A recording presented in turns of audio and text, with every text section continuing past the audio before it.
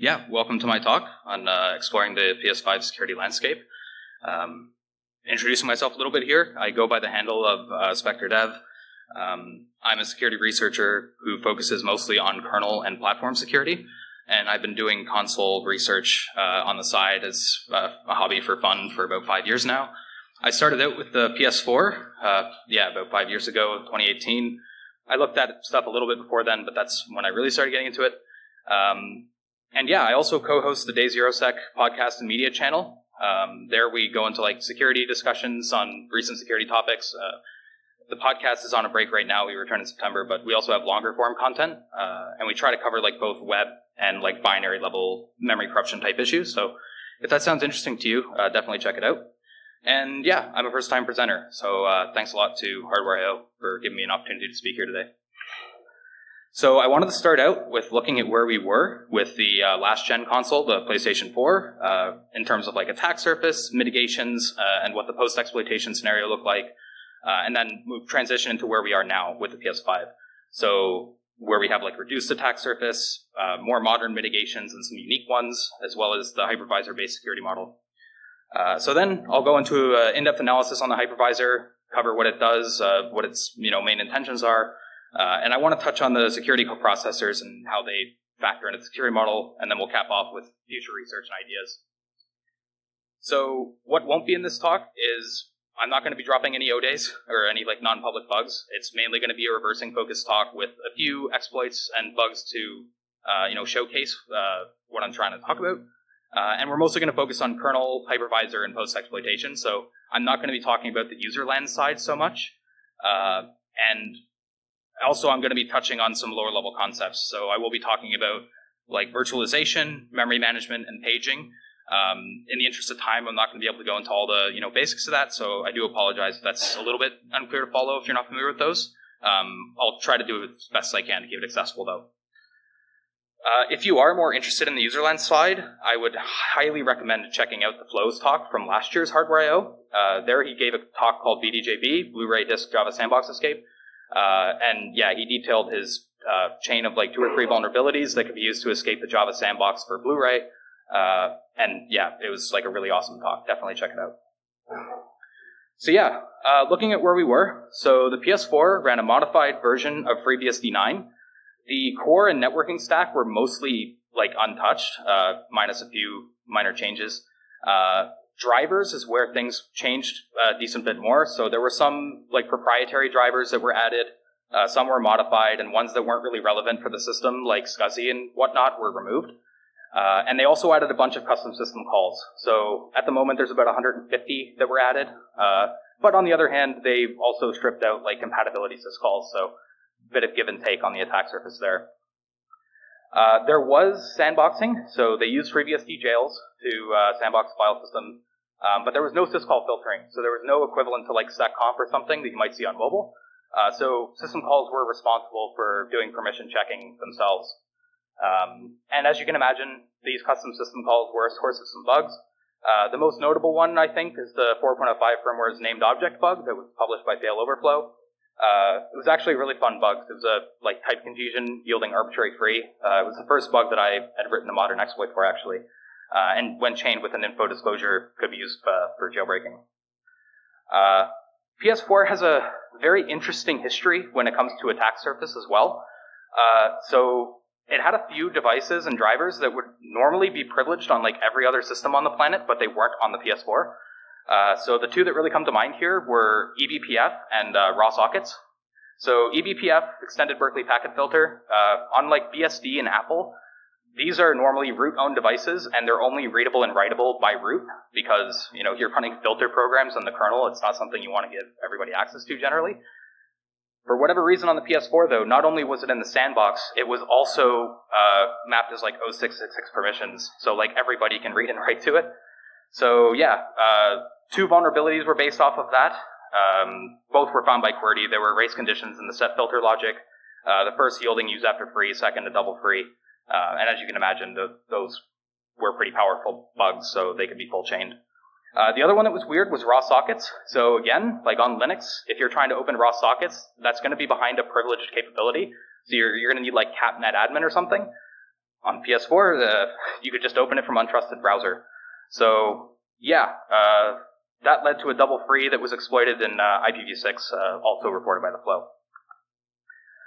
Custom drivers were another good source of bugs. The latest public exploit chain that's out there, Poops4, relies on an integer truncation bug in the exFAT file system that ultimately gave out-of-bounds write in the kernel heap, and it could be exploited through a malicious formatted USB drive. I'm going to talk about this bug a little bit more because I think it's a good case study of showing where we were to where we are now. But overall, like, the attack surface has steadily been improving. Sony has been cutting it down bit by bit throughout the lifetime of the PS4 and by extension the PS5. The 6.0 firmware in particular made some huge leaps in this respect. Various devices like USB and stuff were finally removed from Sandbox, and some of the troublesome syscalls they just like stripped out entirely because they didn't even use them sometimes. So yeah, it did get better. On the mitigation side, though, this is where the PS4 was always very weak. So it had pretty weak mitigations even for the time that it launched. For the first like set of firmwares, it didn't even have ASLR in like user space or kernel. And throughout its entire life, it didn't have like Supervisor Mode Access or Execution Prevention, which was very nice for us because it meant that userland memory accesses from ring 0 were allowed. And yeah, this made exploitation significantly easier. I think this was a big miss, because even like the PS Vita, which came out before the PS4, had privileged access never. So yeah, this was a kind of a gift to us. And then also on some of those lower firmwares, because of a logic bug, JIT memory was accessible to the browser too. So you didn't even have to ROP on some of those earlier firmwares. So yeah, like I said, I wanted to take a bit of a closer look at the exFAT bug. This is the HackerOne report for it. Basically, they took like a field out of the file system tables, and for the check, they truncated it down to a 32-bit, but for actual copying, they kept the full 64-bit value. So yeah, that gave a one-shot out-of-bounds write into the kernel heap. The contents were controllable, but they weren't super flexible, because they ultimately came from like the USB file system table data, so in order to change them, you would have to reflash the USB device or use some device that pretended to be a USB or something. But despite that like limitation and the fact that you couldn't get info disclosure directly, it was full chainable because of the weak mitigations on the system. There was no SMAP, so you could just fake objects in user space. And so yeah, you don't even need to deal with kernel ASLR because you could just use user pointers all the way through. Similarly, like code execution was pretty trivial to get because you could just like hijack a knote function pointer and run your ROP chains. And just kind of illustrating that, I have a picture here of Win32 disk imager, and yeah, you could literally just flash this exploit image onto a USB device and chain with a crafted WebKit page. You could jailbreak it. So once you got code execution or read-write on the PS4, there's pretty much nothing stopping you from doing whatever you wanted to run your own code. The Secure Asset Management Unit, or SAMU, was in play. It would handle like encryption and signing, and it kept keys safe, but the kernel API to it could just be patched, right? You could just use it, like patch it to decrypt using your own keys to load like homebrew. And on the other side, like the system could just be used as a decryption oracle for decrypting like libraries and stuff on the system. You could just ask it like, hey, can you decrypt this library for me? And it would do it because it has to be able to load things. There was certain firmware that this didn't work for, but it was like pretty much entirely irrelevant for homebrew. A lot of this has changed with the PS5. So the PS5 runs off FreeBSD 11, so it not only does it inherit the sandboxing improvements made over time to the PS4, but it also inherits those improvements made by FreeBSD to the core kernel, of course. Also, when PS5 was announced, Sony launched a bug bounty program on HackerOne. This was a huge step forward in killing some of the like lower hanging fruit issues. Furthermore, binary show evidence of supporting address sanitization now and having like fuzzing harnesses. So the internal security processes at Sony are a lot better now than they were at the launch of the console. Also, on the mitigation side, the basics are covered. So ASLR and SMAP, SMEP have been enforced since launch. There was a bug to bypass SMAP, but that was kind of for a brief window. And the kernel also has software-based control flow integrity. So this further adds complication to faking objects because, whenever you're overriding a function pointer or something, you have to make sure that that's set to the correct call target, or if it's followed, you'll violate CFI and panic, and that's not useful at all. And it also makes getting code execution post-read-write more annoying because you can't just use like function tables as your read-write gadget farm. This CFI is actually bypassable post-arbitrary read-write on earlier kernels because the CFI enforce variable was left in the read-write data segment. I'm not sure why. They did eventually fix that and move it to like read-only data. But even then, like it was still pretty good because getting to arbitrary read-write is quite a tall order with CFI in play. It does add complications to various exploit scenarios. So the forward edge is protected. The backward edge control flow doesn't have direct protection, but the system has execute-only memory, or XO text. So this mitigates ropability because you're not able to dump the code segments to be able to obtain gadgets. So you might need to like try to brute force gadgets or guess where they might be or side channel them. And of course, this hinders reverse engineering efforts pretty significantly, not being able to dump the code. And it's present in both the user space and on the kernel side, and it's enforced by the next level up. So we'll talk about executable memory a bit more when we get to the hypervisor. So here's a chart just kind of showing like what mitigations look like between the two systems, and you can see PS5 has made some good advancements here. So yeah, looking again at that exstat bug, where it was pretty easy to exploit on PS4, it's very different on PS5. SMAP means that you can no longer just fake in user space. You can't like cheat past ASLR anymore. And you know the CFI also makes it so you have to be careful when overwriting function pointers, which when you have like a linear overflow, which the SMAP bug basically gave, you can't just like trample over pointers and kind of hope to be okay by setting it to something you think might work. It has to be the correct call target. So yeah, this bug is pretty much impossible to exploit without an information disclosure now. And even then, it would still be a bit challenging because you would have to rewrite the USB file system to account for the kernel ASLR. So the bar for suitable bugs has been raised pretty substantially. And you know, feeding into that, here's another bug that was reported by the flow. So the flow reported a race UAF in the IPv6 2292 packet options socket option for INET6 sockets. This impacted PS4 up to like 7.02 firmware. So this is a funny story because it was fixed before the PS5 even released, but by some miracle, it was reintroduced into the PS5 in 3.0 firmware through regression. So that was quite a gift for us again. So yeah, this was a powerful bug that could be used to derive its own info leak. So you can use this to get kernel read-write from 3.0 to 4.51 firmware. The flow implemented this with his BDJ chain that he detailed last year, and he didn't need to deal with userland execute-only memory because you pretty much got like native code execution once you escape the Java sandbox. In the end of 2022, like October, I implemented a blind to kernel exploit in WebKit for this bug. I was able to get ROP gadgets from an anonymous source who had like broken the kernel previously with a different bug. Without a dump for at least one firmware, I think implementing a kernel exploit like this from WebKit would have been probably impossible or really difficult. But once you have a dump for one firmware, you can brute force gadgets to port across to other ones, and we have done that.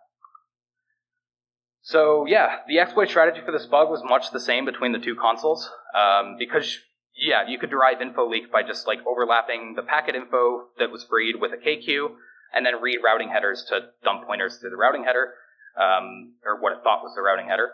And then arbitrary read-write was similarly achievable. You could like set up a fake packet info in kernel space with routing headers, and then use the packet options as a read-write gadget. So all of this means that you don't need to bypass like SMAP or execute in user space. And deriving your own info leak also means that KSLR can be bypassed immediately. So yeah, this was a god-tier bug, shouts to the flow. Super stable to exploit as well. Post-exploitation, though, is where the PS5 really starts to diverge from the PS4. Because the PS5 takes advantage of AMD Secure Virtualization, or SVM. For those who aren't aware, that's an AMD technology for like hardware-backed virtualization. And in this setup, the hypervisor basically acts as like a secure monitor and nannies the kernel. So it'll intercept various sensitive actions like writes to machine state registers or control registers for sensitive bits, things like that. You can basically think of it as virtualization-based security for console. So the whole idea with the setup is kernel code integrity can't be broken without a hypervisor bypass or vulnerability. And this further makes code execution more difficult in kernel context because you can't disable execute-only memory with read-write directly because of nested paging.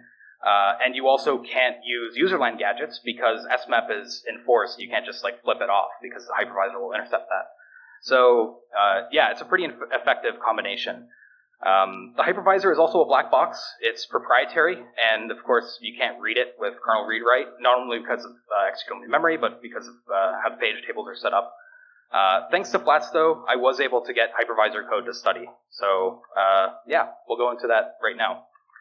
So in this setup, the x86 FreeBSD kernel runs as a guest, and on lower firmwares, the hypervisor is actually embedded with the kernel binary.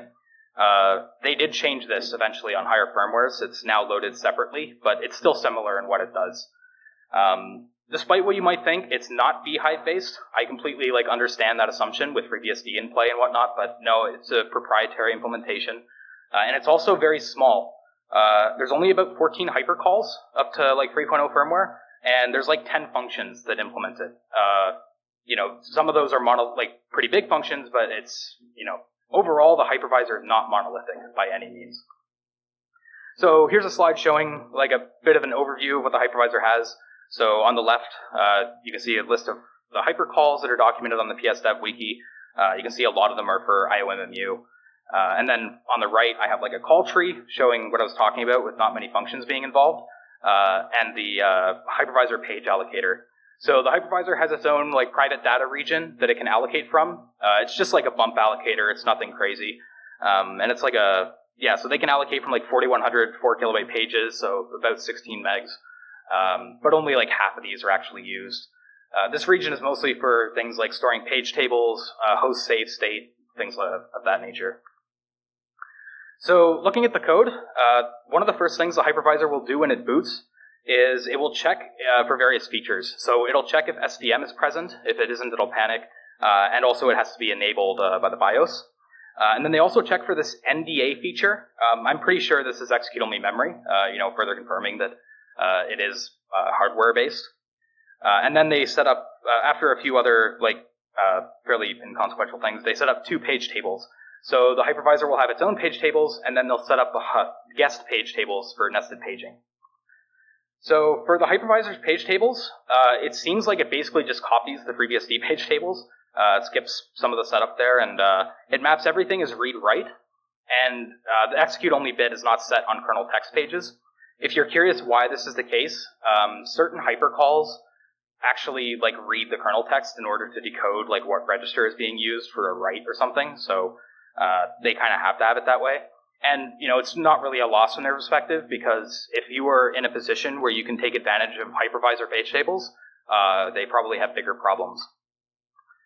And yeah, there's where you can see the read-write and whatnot.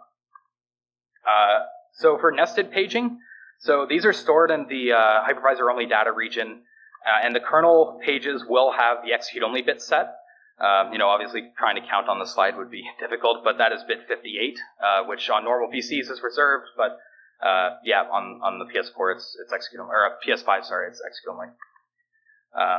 Yeah, of course, the hypervisor data pages are not mapped, and kernel text is nested. So what this essentially means is that execute-only memory is enforced on the guest kernel by the hypervisor, because if you try to, smash your kernel PTEs with a read-write, when it actually goes through the second level address translation to the real physical pages on the hypervisor side, it's that's what's going to be taken as the authority on what the permissions of the page actually are.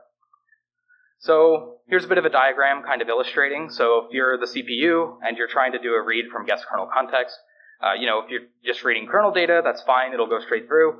If you try to read hypervisor data, that's not going to be paged in your page table, so you're going to crash. And then in kernel text, it'll go through the second level address translation, and then, it'll check the PTE or the TLB entry or whatever, and it'll see the execute-only bit, so it'll throw a nested page fault. After page tables are set up, they initialize machine state registers or MSRs, as well as the VM control block. They also initialize the IOMMU if it's running on core 0. I'm going to skip this mostly for today, partially because, for interest of time, partially because I haven't finished reversing everything in it yet, because it's really painful to read IOMMU setup code. But I think it's mostly for preventing a rogue M.2 SSD from doing DMA attacks. I think that's their main concern. And then, yeah, it'll jump into the hypervisor main loop to do intercepting. So showing what they're doing at the MSRs, they're not doing a ton here. They're basically just enabling SVM and executable memory, and doing some other things like core performance boost setup and host save state area initialization. And then in the VMCB setup, you can see exactly what they intercept. So they intercept writes to control registers with sensitive bits. So like CR0 and CR4, so that you can't just like turn off write protection or something. We've already kind of seen it supports hypercalls as well as the nested paging. Something else that's notable though is they also enable guest mode execute trap, or GMET. And I want to talk about this for a sec because it's pretty important for the security model. So this is a screenshot from the AMD programmer manual. The part that's important is this bit I have highlighted. And it says, however, with GMET enabled, an effective no execute bit to 0. If the effective user bit is 1 and the page being accessed is being accessed from CPL 0, 1, or 2, a nested page fault is generated. What that essentially means is that we can't execute user pages in kernel context, even if SMAP were like disabled or bypassed. So this makes it even harder to subvert kernel control flow, because you can't just like remap kernel text pages into user space to try to like read and write to it and do tricks like that. You'll violate GMET. In terms of intercepting, it intercepts a lot of the obvious attack vectors. So they do set up an MSR protection map. They have sort of a special case here for the extended feature register, where they basically mask what you're doing. So you can't just like try to flip the bit on exotext or secure like SVM enable or no execute enable. If you try to change these bits, it's just going to be masked out. It's not going to take effect. And then if you try to read or write to any of the other MSRs that are protected, it's just going to inject like a general protection exception that you can't do it. I did find the code for building the MSR protection map, but since I was working off a dump, I just decided to be lazy and found where it was and wrote a script to parse it. It seems they actually do a pretty good job here. A lot of the MSRs are protected, and the ones that aren't are mostly like performance related or something. There's like 300 or 400 MSRs that are unprotected, but yeah, they do a pretty decent job here. Control register 0, so that's filtered, of course. The bits they protect here are like paging, write protection, numeric error, and protection enable. So yeah, you can kind of think why they would want to prevent you from like turning off write protect or paging. If you do, it will inject a GP exception with this too bad error code. I thought that was a bit of a fun troll by Sony. And then CR4, they also do some filtering on. So that makes sure that SMAP and SMEP can't be turned off, and virtual 8086 mode extensions, you also can't mess with that bit. I'm not totally sure why on that last one, but must be some reason. Yeah, so a lot of the other like hypercalls that are there are like IOMMU related for things like setting guest buffers or enabling a device or binding and unbinding process address space IDs. And there's a few other like interesting ones too for getting like violation errors for trusted memory region. Or setting the CPU ID up for PS4 game emulation, but I didn't look at these too much. Not yet, anyway. So yeah, I want to touch on encryption and signing, because it is kind of critical to the security model. So the PS5 does have code signing. Applications and libraries are encrypted on disk. Many of these files are known as signed ELFs or selfs. They basically like wrap the ELF format. Only the security coprocessor has keys to decrypt and verify these.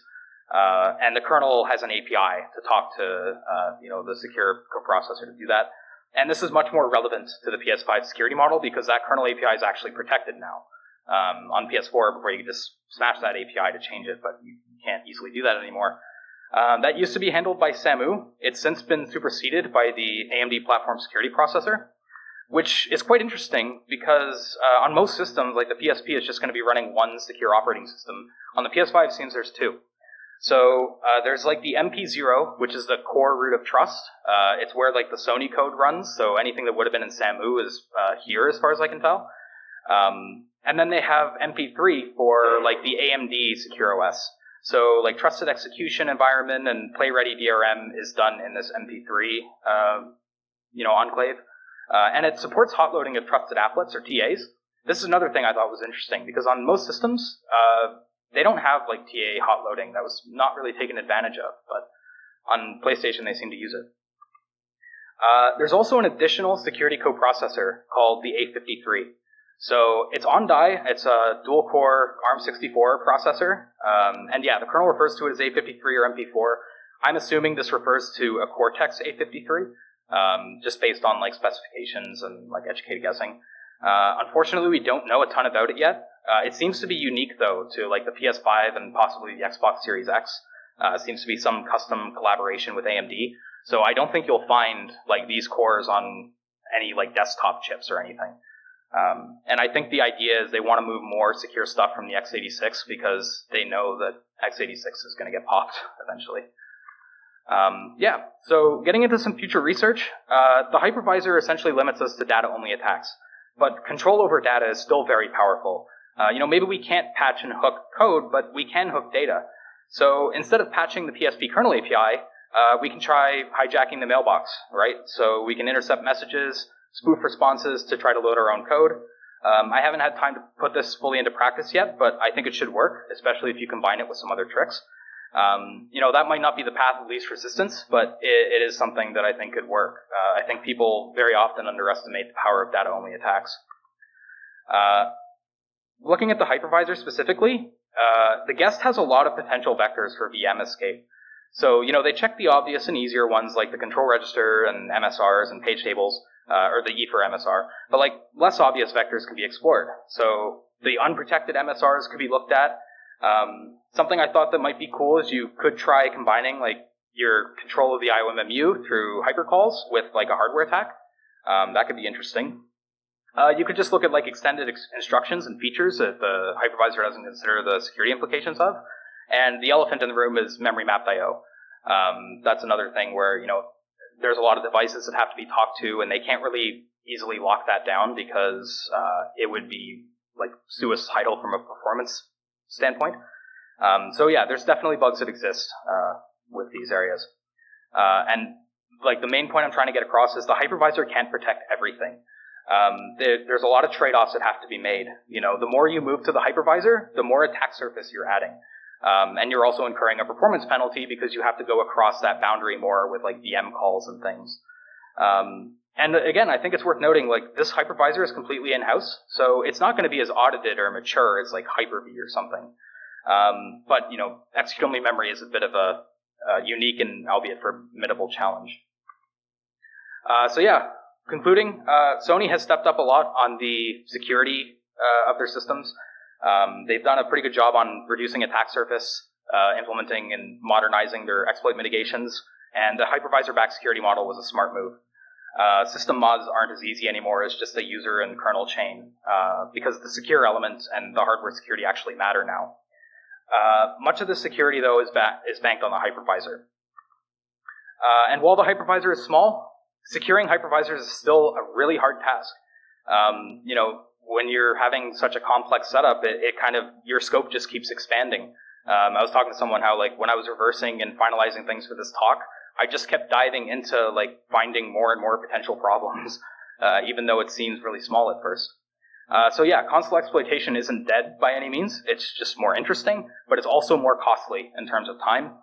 There's more steps that are needed in the chain, and because of that, there's also more burn potential. Something more likely for something in the chain to get patched. If all this sounds really interesting to you, I do run a Discord server for PS5 research. There's still a lot of stuff to explore. Feel free to hit me up on like Discord or Twitter with thoughts or questions. There's a Discord link in my handles are there on the slide. Although I don't know how relevant the Discord one will be where they're doing their weird changes, but hopefully that lasts for a little bit at least. And if you do work on stuff, please do document stuff on the PS Dev Wiki. It was a little bit sad with the PS4 how like almost nothing was documented. So hopefully that changes a bit with PS5. And hopefully some cool stuff goes public soon.